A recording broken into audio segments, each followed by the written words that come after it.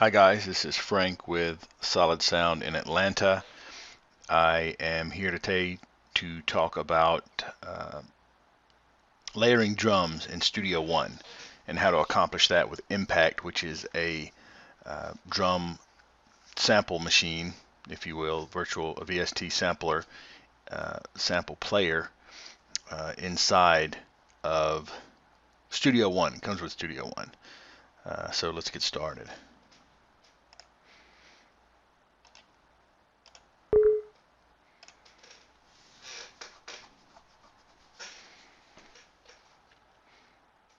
Impact is a great VST.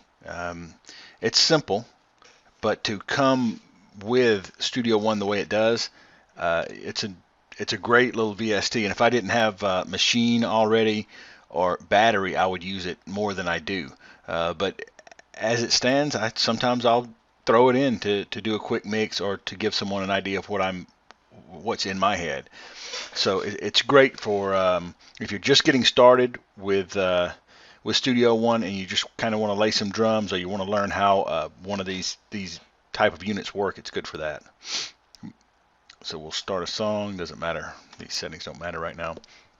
So we're inside of Studio One right now. So what we're going to do is go over to the instrument section over here. I'm going to open it up, and which one do I want?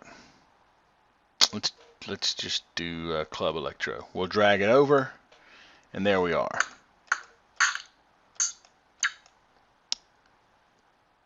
This is Impact. This is the drum VST that Studio One comes with. Great little unit. Has 16 pads here. Each one of these pads can be, you can use a preset, which they have a pretty good amount, not bad at all. From Studio One, you can use these presets, or you can load your own sounds in here by right-clicking, and you can replace the sample just like this, and then you go to wherever you have your samples on your hard drive, and you just double-click, and that would load your sample into where they had theirs. The purpose of this tutorial is to give you an idea of how to layer your drum sounds to get a fatter sound or a more complex sound than what might be loaded in here by default. When I'm doing mixes for people, a lot of times I do R&B, I do rap. They want to hear layered drums. They want to hear kicks layered on top of kicks, or snares layered on top of snares. Sometimes I do a snare with a clap at the same time, rim shots with snares, and rather than trying to go through and program these all at this, in my sequence, what I do is well, there's two ways to do it when you're layering. Okay. Inside of Impact, here are my sounds. So the first way to do it is to take, and this is a little bit of an old school way, we can take the sounds from inside of our drum machine, put them on separate tracks over here in our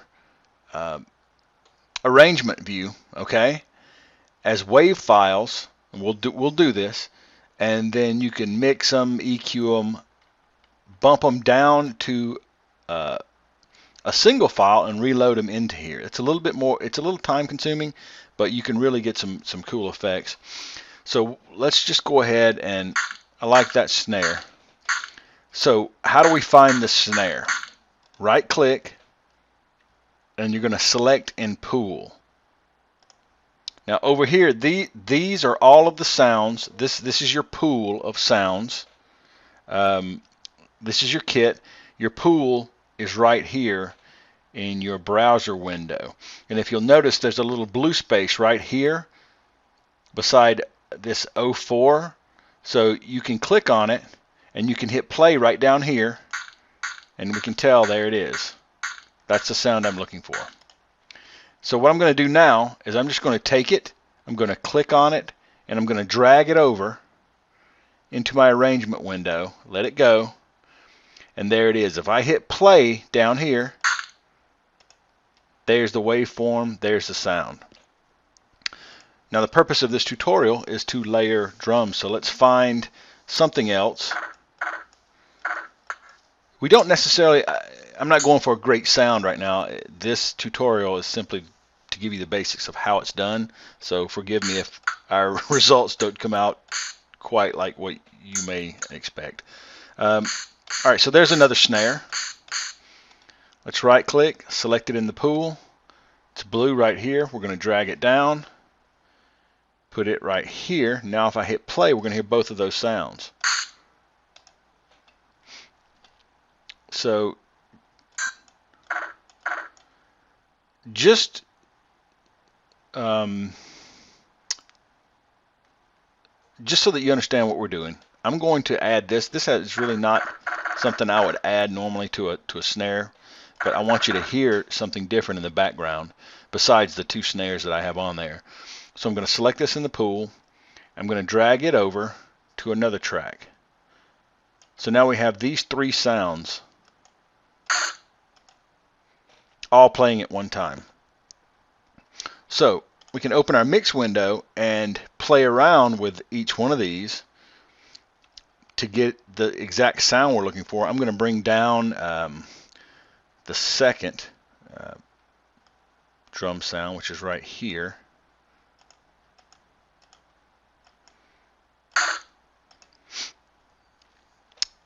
And just for fun, I'm going to add an effect. Let's add a room reverb to this. I'll tell you what, let's do it to this snare right here. So now when we rewind it, this is the sound we got.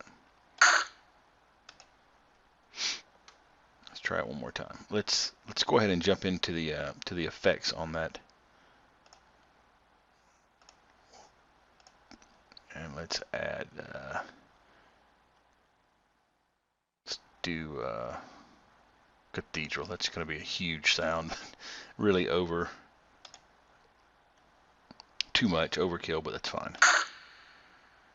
So you can hear it. It's playing in the background. You'll hear that. Now on this sound, I'm going to add, which is Club 16 Percussion Club Electro, this one right here. Let's add a groove delay to this track. We'll choose something like this. Let's play that. Rewind and play.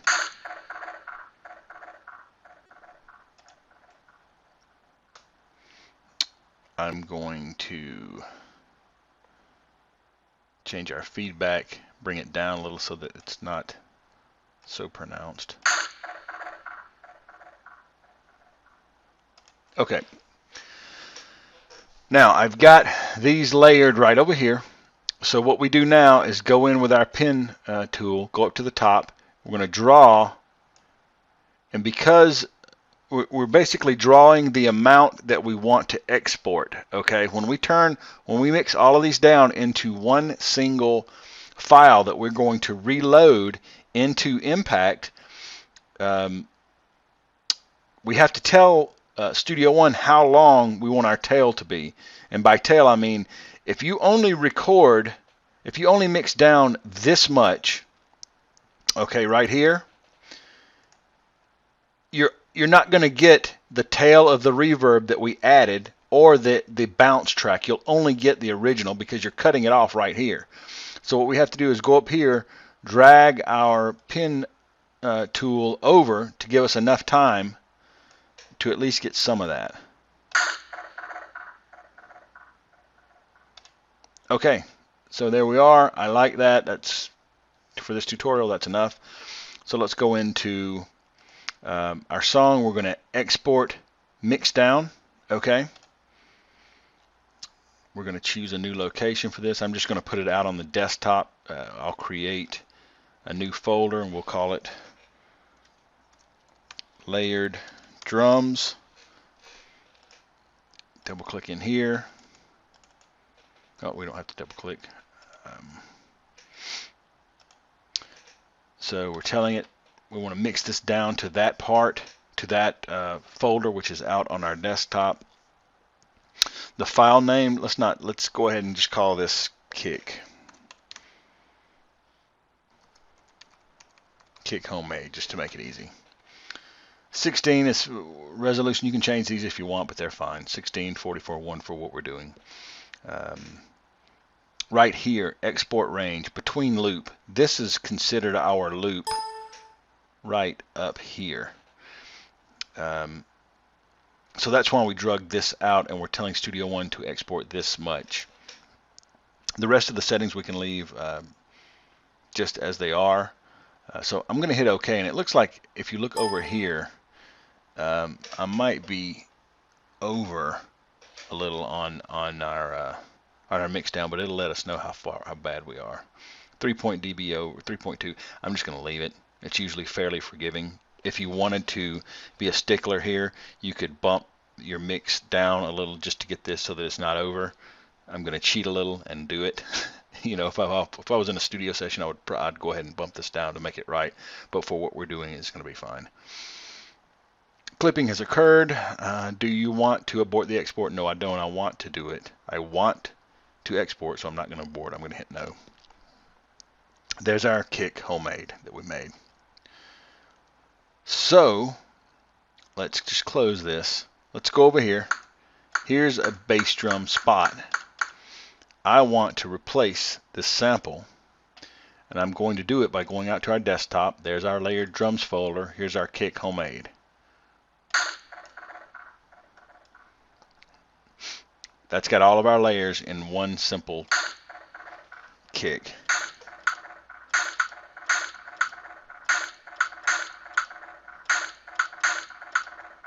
So all of those layers are right here. I just made a kick that has our 3 layers here. Now you could continue, go over here and add shot. You could layer more of these. Any way you want to do it, you could drag any sounds you want into here, mix them, add effects, EQ them, get them perfect the way you like it, mix it down and bump it back in here. That's one way to do layers. Now, the other way to do layers in Impact is it's not truly layering, it's allowing one of your the key range for one of these, like this one is D to G, right? Let's just take that we've got closed hi-hat running here. Now all you have to do, if you want to, what if we wanted all 3 of these to play at the same time? All you have to do is change, let's just say we'll go to G3. Over here, look down in this area, we're going to change this to G3.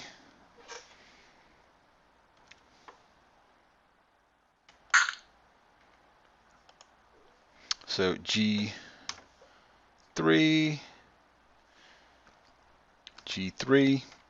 Let's change this hi-hat to trigger from G3.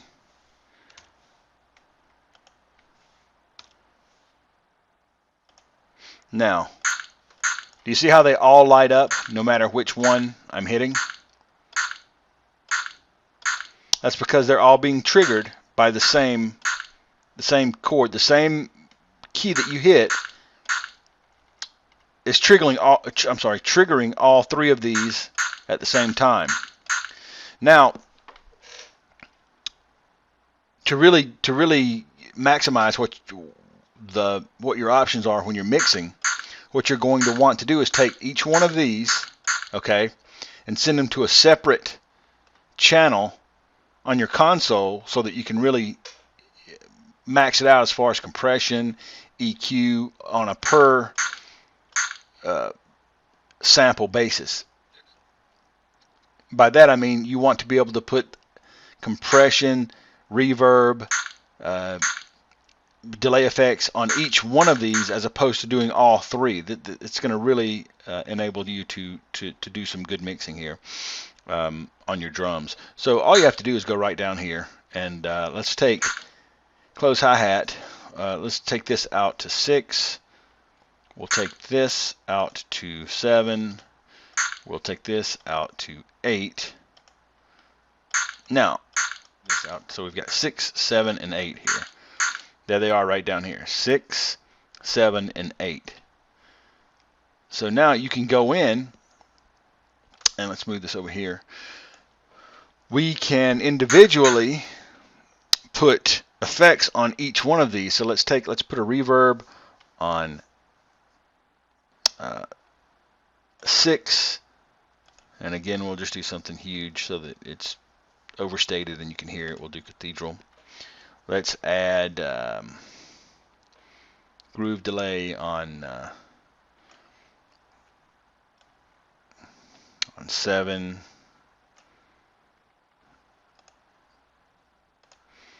What else could we add that's kind of crazy that you could hear? Let's just add red light district on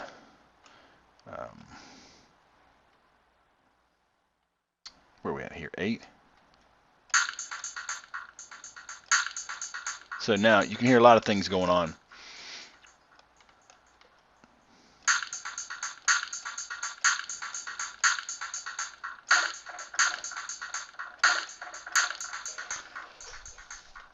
And if you look over here in this area, you're going to see, let's click this open. Let's really bump up the mix on this so that you can hear it through the delays.